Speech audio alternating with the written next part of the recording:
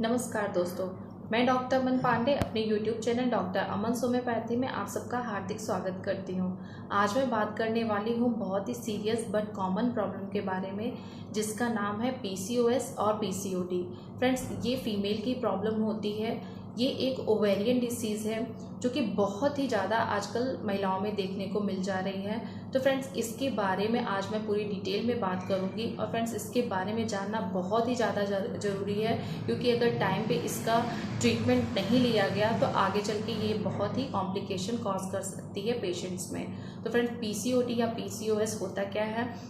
अगर जो हमारे रेगुलर चेंजेस होते हैं मेंस्ट्रुअल साइकिल के दौरान, उसमें अगर कोई डिस्टरबेंस आ जाता है तो उस कंडीशन को हम लोग पॉलीसिस्टिक ओवेरियन डिसीज़ कह सकते हैं या फिर पीसीओएस की कंडीशन कह सकते हैं। फिर इसका पैथोफिजियोलॉजी क्या है, इसके दोनों में डिफरेंस क्या है, पीसीओडी या पीसीओएस में इसके कॉजेज़ क्या हैं, इसके सिम्टम्स क्या हैं, इसका हम मैनेजमेंट कैसे कर सकते हैं और इसके होम्योपैथिक मेडिसिन कौन कौन सी हम यूज़ कर सकते हैं। तो फ्रेंड्स, इन सब के बारे में डिटेल में आज बात करूँगी। तो चलिए बात करते हैं इसके पैथोफिजियोलॉजी की। तो अब इसके पैथोफिजियोलॉजी की बात करें तो फ्रेंड्स, जो इसकी रेगुलर मेंस्ट्रुअल साइकिल होती है, यानी कि वो कैसे रेगुलेट करती है, पहले उसकी बात कर ले कि नॉर्मली वो कैसे बिहेव करती है।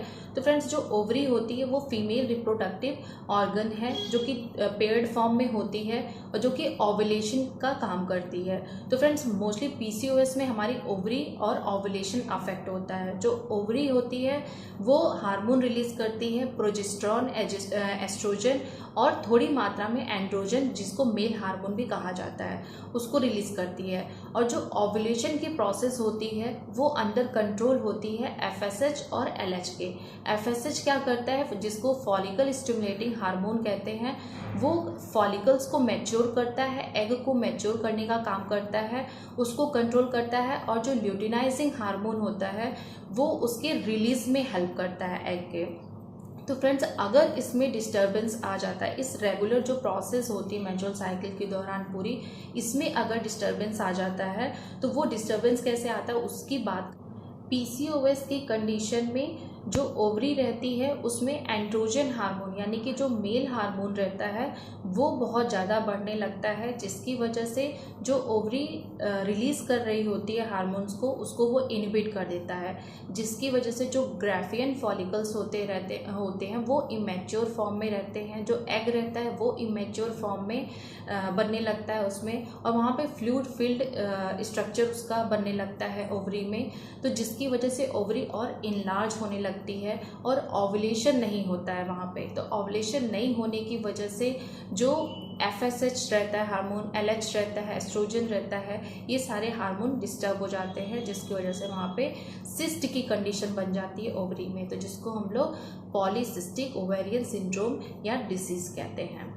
तो फ्रेंड्स, ये तो रही इसकी पैथोफिजियोलॉजी की बात कि कैसे इसकी प्रोसेस होती है, यानी कि फॉलिकल्स और ये सिस्ट कैसे बनता है। तो फ्रेंड, पीसीओडी और पीसीओएस में बेसिक डिफरेंस क्या है, यानी कि पॉलीसिस्टिक यानी कि सिस्ट तो दोनों में ही बन रहे हैं, लेकिन इसमें बेसिक डिफरेंस क्या है। तो फ्रेंड, जो पीसीओडी होता है इसमें ओवरीज अफेक्ट होती है, तब हार्मोनल इम्बैलेंस की कंडीशन आती है।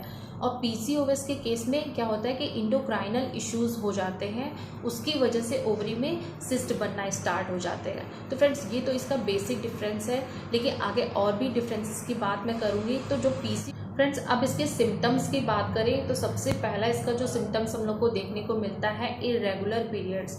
यानी इरेगुलर पीरियड्स इसमें क्यों देखने को मिलते हैं, क्योंकि इसकी जो ओव्यूलेशन नहीं होता है, जिसकी वजह से हर मंथ में जो यूट्राइन लाइनिंग है यानी कि शेडिंग नहीं होती है, इसकी वजह से इरेगुलर पीरियड्स की कंडीशन देखने को मिल सकती है।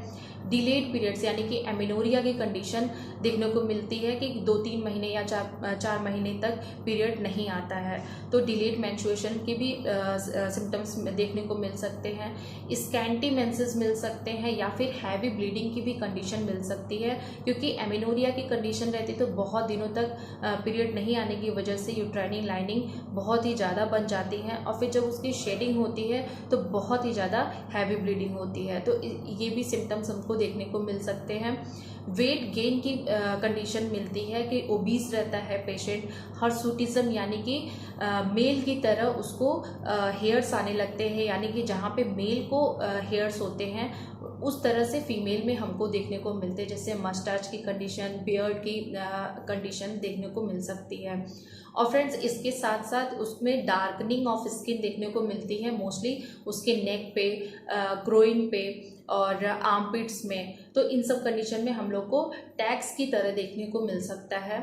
और जो एक्नी की प्रॉब्लम भी देखने को मिलती है पेशेंट में, ऑयली स्किन हो जाती है क्योंकि मेल हार्मोन इसमें बहुत ज़्यादा बन रहा है, इसकी वजह से ऑयली स्किन होने लगती है और एक्नी की भी कंडीशन देखने को मिलती है।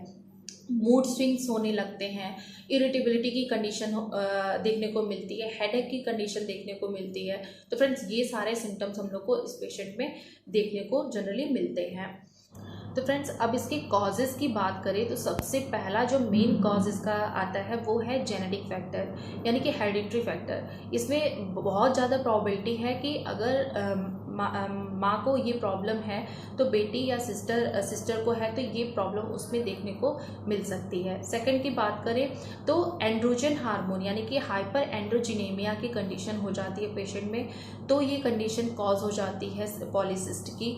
थर्ड कंडीशन की बात करें तो हाइपर इंसुलिनेमिया यानी कि इंसुलिन बहुत ही ज़्यादा मात्रा में अगर बनने लगा है ब्लड में तो भी ये कंडीशन कॉज हो जाती है। और फोर्थ की कंडीशन बात करें तो लो ग्रेड इन्फ्लामेशन होने की कंडीशन में भी ये कंडीशन होती है। फिफ्थ की बात करें तो अगर ओबेसिटी है, वेट गेन बहुत ज़्यादा है पेशेंट में, और क्योंकि लाइफ स्टाइल आजकल की ऐसी हो गई है तो सब कुछ बैठ के ही काम होता है, तो ओबेसिटी की बहुत ज़्यादा चांसेस आजकल बढ़ गए हैं, जिसकी वजह से ये प्रॉब्लम हम लोग को ज़्यादा देखने को मिल रही है आजकल। तो फ्रेंड्स ओबेसिटी बहुत ही मेन रोल प्ले कर रही है पॉलीसिस्टिक ओवेरियन डिसीज की कंडीशन में। तो फ्रेंड्स ये सारे इसके कॉजेज। अब फ्रेंड्स इसके कॉम्प्लिकेशन की बात करें तो इसमें जो सबसे मेन कॉम्प्लिकेशन हम लोग को देखने को मिलता है वो है इनफर्टिलिटी की कंडीशन, क्योंकि फ्रेंड्स ओवुलेशन नहीं होता है जिसकी वजह से एग रिलीज नहीं होता है, तो फर्टिलाइजेशन की प्रोसेस नहीं हो पाती है। तो मोस्टली हम लोग को पीसीओडी या पीसीओएस के केसेस में हम लोग को इनफर्टिलिटी की प्रॉब्लम देखने को मिल सकती है। और दूसरा कॉम्प्लिकेशन है टाइप 2 डायबिटीज़, बहुत ही ज़्यादा कॉमन हो जाता है इसके कॉम्प्लिकेशन में। थर्ड की बात करें तो मेटाबॉलिक डिसऑर्डर बहुत सारा ज़्यादा देखने को मिलते हैं पीसीओएस की कंडीशन में, क्योंकि इसमें हार्ट की प्रॉब्लम भी देखने को मिलती है, स्ट्रोक भी आ सकता है, ब्लड प्रेशर इंक्रीज़ हो जाता है और ब्लड शुगर लेवल भी इंक्रीज़ हो जाता है। तो ये सारी कंडीशंस हम लोग को देखने को मिलती हैं आगे चल के इसके अगर केसेस कॉम्प्लिकेट हो जाते हैं तो। अब फ्रेंड्स इसके मैनेजमेंट की बात करें तो हम उसको मैनेज कैसे कर सकते हैं। फ्रेंड्स जो पीसीओडी की कंडीशन है वो मैनेजेबल है, उसको आप रेगुलर एक्सरसाइज, योगा करके, एक बैलेंस डाइट को अपना के और एक एक्टिव लाइफ स्टाइल को अपना के आप उसको रिवर्स कर सकते हैं। लेकिन जो पीसीओएस की कंडीशन है उसमें आपको मेडिकेशन लेने की ज़रूरत पड़ सकती है और उसके लिए आपको अवेयर रहने की बहुत ज़्यादा ज़रूरत है, क्योंकि पीसीओएस की कंडीशन में मोस्टली देखा गया है कि इनफर्टिलिटी के केसेस ज़्यादा देखने को मिलते हैं और पीसीओएस जो है बहुत ही रेयर होता है, लेकिन फिर भी इसमें कॉम्प्लिकेशन ज़्यादा होते हैं। और पीसीओडी बहुत ही कॉमन है, तो इसको आप रिवर्स कर सकते हैं अपने लाइफ स्टाइल में थोड़े से चेंजेस वगैरह करके। तो फ्रेंड्स ये दोनों रहे पीसीओडी और पीसीओएस के बारे में जानकारी। अब फ्रेंड्स इसकी बाद में बात करती हूँ होम्योपैथिक ट्रीटमेंट के बारे में। तो फ्रेंड्स अब इसके होम्योपैथिक ट्रीटमेंट की बात करें तो होम्योपैथी में बहुत ही इफेक्टिव मेडिसिन होती हैं पीसीओडी या पीसीओएस के केसेस को ट्रीट करने के लिए। तो सबसे पहले मेडिसिन है जिसकी बात करेंगे जिसका नाम है पल्सिटिला।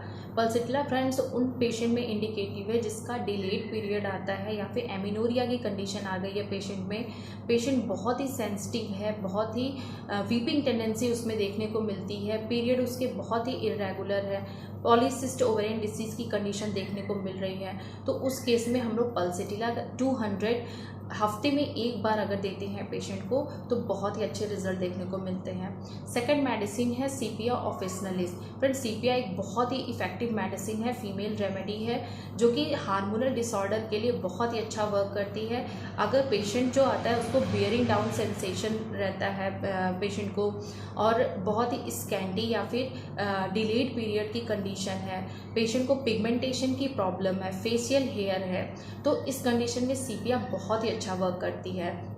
तो अगर ऐसे पेशेंट हम लोग को देखने को मिलते हैं तो सीपिया की 200 पोटेंसी हम लोग हफ्ते में 2 बार उसको रिपीट करेंगे तो बहुत अच्छे रिजल्ट देखने को मिलते हैं। थर्ड मेडिसिन की बात करें तो फ्रेंड्स, नेट्राम्यूरेटिकम।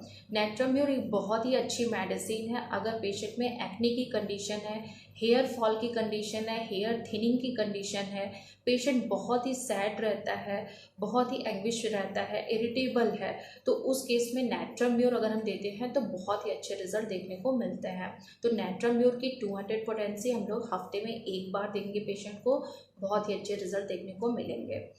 फोर्थ मेडिसिन की बात करें तो थूजा ऑक्सीडेंटलिस बहुत ही अच्छी मेडिसिन है, क्योंकि ये एंटीसाइकोटिक रेमेडी है, ग्रोथ यहाँ पे है, तो इस केस में बहुत ही अच्छा वर्क करेगी। और ओवरी की प्रॉब्लम से रिलेटेड जो भी कंडीशन है, थूजा बहुत ही अच्छे रिजल्ट देती है।